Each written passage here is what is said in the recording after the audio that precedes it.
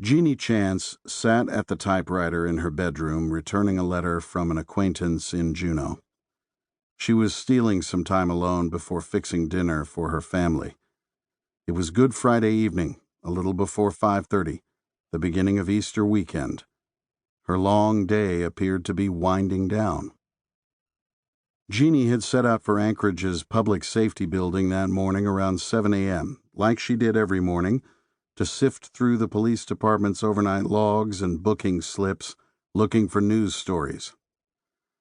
For all the freedom and conviviality that life at the far edge of the continent fostered, parts of Anchorage still retained an unruly frontier town atmosphere, and every morning Jeannie found herself sorting through fresh reports of assaults and robberies, or flare-ups at the bars on the rougher end of 4th Avenue, where the city's most troubled and impoverished residents hung out and drank.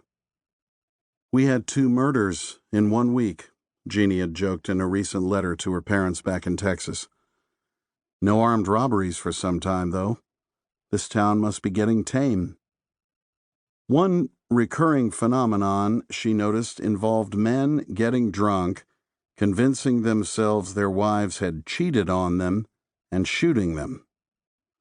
Alaskan divorce, she called it. The rundown at the police station that morning was relatively undramatic.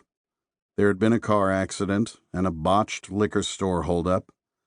An ambulance had shuttled a teenager with a broken arm to Presbyterian Hospital. A man named Hans Shade had been taking out the garbage when a larger man, whom he'd tussled with 2 weeks earlier, stepped out of the shadows, said, "Hey, fella," and stuck a pocket knife in Shade's side. And a 58-year-old transient man, looking for a place to spend the night, had walked into the police station and proposed he be booked on a charge of public drunkenness. When the cop working the counter asked if the man had any alcohol on him, he said, "No, but if you'll wait just a minute, I'll take care of that." Then he disappeared and returned, swigging a bottle of wine. Jeannie scrawled all the details in her notebook and threw together a report. Typically, she'd go outside to the parking lot, patch into KENI from the VHF unit in her car, and summarize the overnight crime for the early morning newscast. Then, around 8 o'clock, she'd head to work at the station's studios, 6 blocks away. Officially, Jeannie worked at KENI 4 hours a day, returning home when her 2 younger children came back from school for lunch. But as a news reporter, she was constantly on call and was, by now, accustomed to being in the middle of everything, she wrote.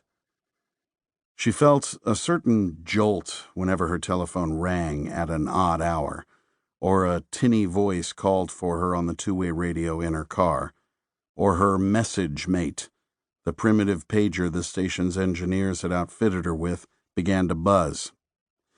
Even when there wasn't any breaking news, Jeannie would often leave her children in the afternoon and go back to KENI anyway, to take on extra projects. Lately, she'd been ghostwriting some of Bram's news in-depth commentaries. It was an opportunity for Jeannie to write more expressively, to research and spotlight causes she believed in, or poke fun at the ineptitude of local politicians. Those editorials felt personal to her, even if Bram wound up delivering them on camera, and she could feel her writing getting sharper and more confident as time went on. Bram seemed to be noticing too. "Jean Chance, great," he'd scrawled in a note to her, passing on an appreciative letter from a viewer, which was encouraging, even if Bram had misspelled her name. Recently, Bram had returned to the KENI studios from a 2-week trip to the lower 48 and asked for a word with Jeannie.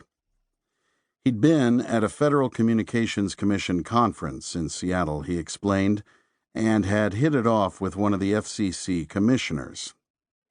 It paid for a station owner like Bram to cozy up to the government regulators, so when the commissioner mentioned he was from Bonham, Texas, Bram leapt at the opportunity to tell him that his newsgirl at KENI, Jeannie Chance, was from that same small town.